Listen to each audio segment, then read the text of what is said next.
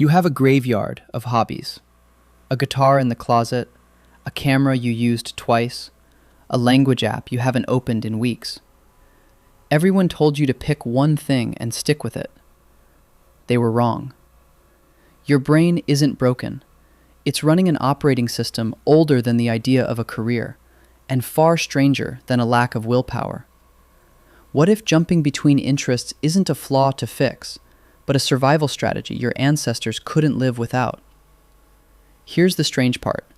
Some people fall in love with one subject for life: a single instrument, a single sport, a single craft refined for decades. Other people can't do that, no matter how hard they try. They master something, then quietly drift toward the next thing entirely. Why would two brains, built from the same basic blueprint, behave so differently? In 1999, a career counselor named Barbara Scher noticed a pattern that traditional career advice couldn't explain. Certain clients weren't failing to commit. They were wired to explore. She gave them a name: scanners. People who scan across subjects the way most people scan a bookshelf, pulled forward by curiosity rather than duty. Scher's work didn't originate in a psychology lab, but it captured something researchers would later study more formally, under a more academic name: multi-potentiality, the capacity for high ability and interest across multiple, often unrelated domains. This isn't the same as being scattered. A 2016 study on curiosity, led by psychologist Jordan Littman, found that certain people experience curiosity less like a mild itch and more like a hunger, activating the brain's dopamine reward system the same way food or novelty does for a forager. For these people, the pull isn't toward staying in one place. It's toward the next unexplored thing. Now rewind further than career counseling. Rewind past the industrial world of specialists and job titles entirely. For most of human history, survival did not reward narrow expertise. Anthropologist Kim Hill, who has spent decades studying hunter-gatherer societies like the Ache in Paraguay, documented something researchers now call the generalist advantage. A single person in these communities might need to track animals, identify hundreds of edible plants, build shelter, read weather, treat injuries, and navigate complex social alliances, sometimes all within the same week. Specializing too narrowly could get you killed the moment your one skill became useless. Your ancestors weren't rewarded for becoming the best in the world at one narrow thing. They were rewarded for staying broadly, flexibly competent at many things, because the environment itself kept changing. A drought could end a hunter's usefulness overnight. A new threat could make yesterday's expert suddenly obsolete. The brain that survived best wasn't always the deepest specialist. Often, it was the fastest learner. This is where the twist comes in, and it's one that reframes the entire conversation around modern productivity advice. Researchers studying polymaths, people with serious expertise across multiple unrelated fields, have found something counterintuitive.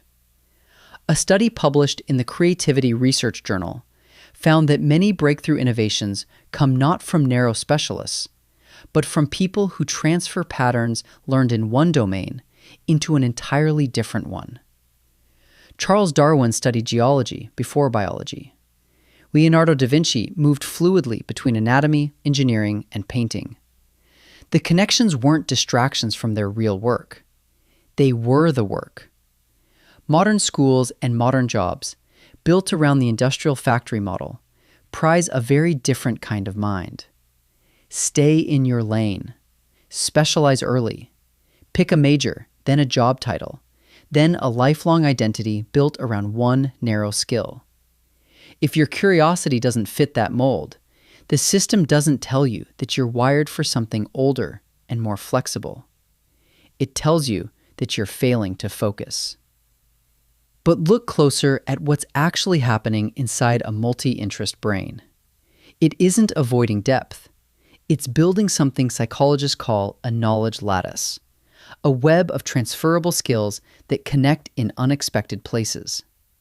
The photography hobby teaches you to see light and framing, which quietly sharpens how you notice detail in everything else you do. The half-finished language app rewires how your brain processes patterns that show up again later in a completely unrelated project. Nothing is actually wasted. It's compounding sideways instead of upward. Think about what this means for how you've judged yourself. Every time you've called yourself a quitter for setting something down, you were applying a specialist rulebook to a generalist brain. The rulebook says depth in one place is the only kind of mastery that counts.